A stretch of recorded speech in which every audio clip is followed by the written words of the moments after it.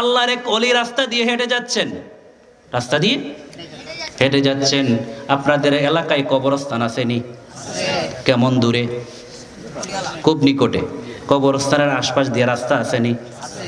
এই যে কবরস্থানের পাশ দিয়ে কত আসি আর যাই, জীবনে কবরের কথা স্মরণ হয় না? হয়। যদি কবরের কথা স্মরণ হইতো তাহলে এই লোক কখনো মানুষকে ঠকাইতে পারতো না। আল্লাহর ওলি এবং আমরা কি সমান? শাহজালাল, মজরদ, ইয়ামনি আর আমি হুজুর কি সমান? কখনো সমান নয়। কারণ তাদের সম্পর্কে আল্লাহ রাব্বুল আলামিন ঘোষণা করেছেন, আলা ইন্না আউলিয়া আল্লাহি লা খাউফুন আলাইহিম ওয়ালা হুম ইয়াহজানুন। আপনার সম্পর্কে এই আয়াত না ভাই? কারণ শাহজালাল দিনের জন্য বিয়ে শাদী পর্যন্ত করেন নাই। শাহজালাল দিন প্রচার করার জন্য ইয়ামান থেকে, সুদূর ইয়ামান থেকে নিজের জীবনের সবকিছু বিসর্জন দিয়ে সিলেটের জমিনে চলে এসেছেন। আল্লাহর ওলি রাস্তা দিয়ে হেঁটে যাচ্ছেন, মনে করেন চামাউরা কান্দি কবরস্থানের পাশ দিয়ে হেঁটে যাচ্ছেন একজন আল্লাহর ওলি। হেঁটে যাওয়ার সময় তিনি কবরের পাশে যখন গেলেন, কবরের পাশে যাওয়ার পরে সালাম দিলেন কবরবাসীকে, আসসালামু আলাইকুম ইয়া আহলাল কুবুর। ও কবরবাসী, তোমাদেরকে সালাম। সালাম দিয়ে যখন আরো নিকটে গেলেন, কবরের আরো নিকটে যখন গেলেন, আরো নিকটে যাওয়ার পরে দেখলেন কবরের মধ্যে বসে বসে এক ভদ্রলোক কোরআন তেলাওয়াত করতেছে। কি করতেছে? কোরআন তেলাওয়াত করতেছে। তাইলে বোঝা গেল কবরের মধ্যে যাদেরকে আমরা দিয়ে আসি এরা কবরের মধ্যে কি করে আমরা দেখি না। আমরা তো দেখি মাটি দিয়ে আসছি, এক সময় পচে গলে ওই লাশটা মাটি হয়ে যায়। এই কবরের উপরে আরেকটা কবর দেই, এই কবরের উপরে আরেকটা কবর দেই, বাকি এই মানুষগুলোর হাড্ডি গুড্ডি মাংসগুলা কি হয় আমরা জীবনেও খবর রাখি না। বছরের পর বছর, শত শত বছর আগে কবরস্থান তৈরি করা হয়েছে, আমার দাদা গিয়েছে, বাবা গিয়েছে, এক সময় আমি যাব, পৃথিবীতে কেউ থাকবো না, কিন্তু এরা কোথায় যায় জীবনে খবর রাখছিনি।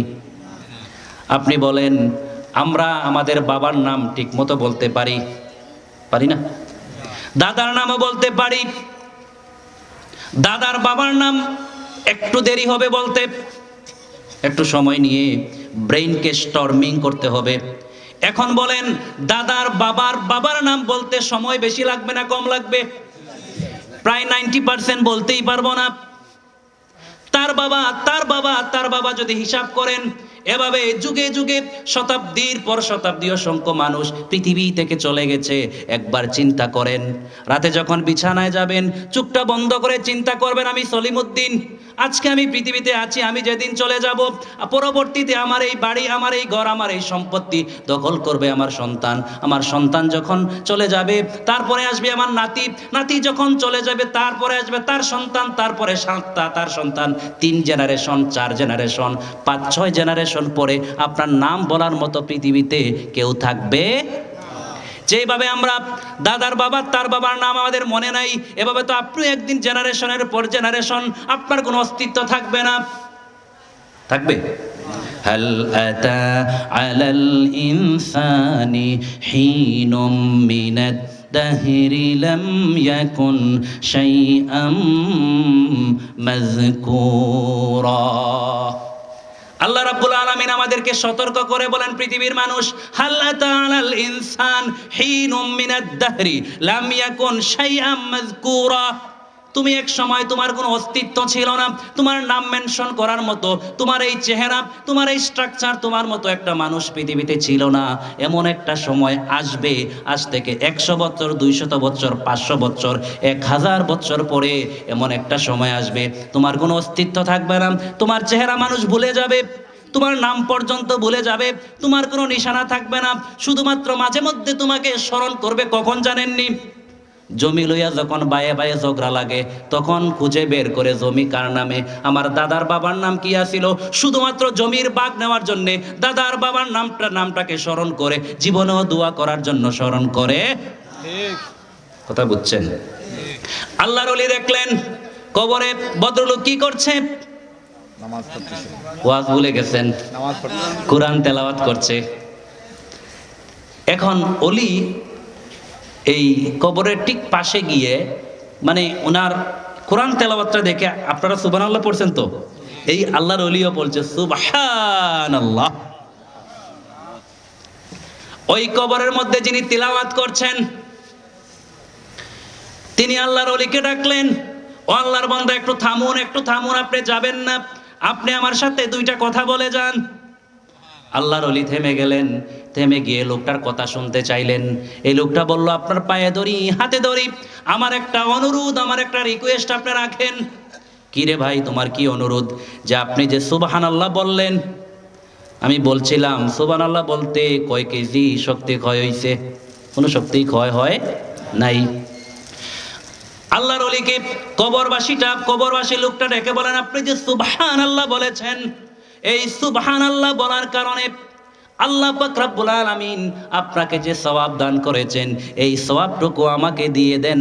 আর আমি মৃত্যুবরণ করার পর থেকে শত শত বৎসর আমি কবরে বসে বসে কোরআন তেলাওয়াত করছি, কতবার যে আমি কোরআন খতম করছি কোনো হিসাব নাই। আমার সব কোরআন তেলাওয়াতের সওয়াব আপনি নিয়ে যান, আর আপনার একবার সুবহানাল্লাহর সওয়াবটা আমারে দিয়া যান। আশ্চর্যের কথা না? অলি সাহেবের কিউরিসিটি বেড়ে গেল, কৌতূহল বেড়ে গেল। কিরে ভাই, তুমি হাজার হাজার কোরআন খতম করেছ, তুমি বলছো তোমার মৃত্যু হয়েছে কবে, তোমার কাছে কোনো হিসাব নাই, শত শত বৎসর চলে গেছে, তুমি ননস্টপ কোরআন তেলাওয়াত করে যাচ্ছ, হাজার হাজার খতম তুমি দিয়েছো কোরআনের, এতগুলা সওয়াব তুমি আমাকে দিতে চাও, আমার একবার সুবহানাল্লাহর সওয়াব তুমি নিতে চাও। ভাই কারণটা কি আমার আগে বলতে হবে। কবরবাসী লোকটা ডেকে বলেন, ও আল্লাহর বান্দা, যেদিন আমাকে আজরাইল গ্রেফতার করে ফেললো, আমার দরজায় যেদিন আজরাইল কড়া নাড়লো, আমাকে যেদিন মৃত্যুবরণ করালো, সাথে সাথে আমার কিরামান কাতিবিন ইয়ালামুনা মা তাফআলুন আছে না, এরা খাতা এবং কলম নিয়ে বিদায় হয়ে চলে গেছে। আমার আমলে আর কোনো আমলের মধ্যে সওয়াব লেখার আর সুযোগ নাই, দরজা বন্ধ। পরীক্ষার টাইম শেষ হওয়ার পরে ছাত্র কি আর লিখতে পারে? পরীক্ষার টাইম শেষ, শিক্ষক টেনে টেনে পেপার নিয়ে যায়, এই যে প্রভাষক সাহেব আছেন আমার কাছে, ছাত্ররা যখন পরীক্ষা দেয় 10টা থেকে পরীক্ষা শুরু হয়, যখন 1টা বাজে, ঘন্টা পড়ার সাথে সাথে কোনো ছাত্রকে আর লিখতে দেওয়া হয় না। কারণ হইল কি, তার টাইম ইজ ওভার। কথা বুঝছেন নি? এই বাচ্চারা টাইম ওভার বুঝো তো? ওই যে গেম খেলো না, গেম বলে না, গেম ইজ ওভার, টাইম শেষ। এইবার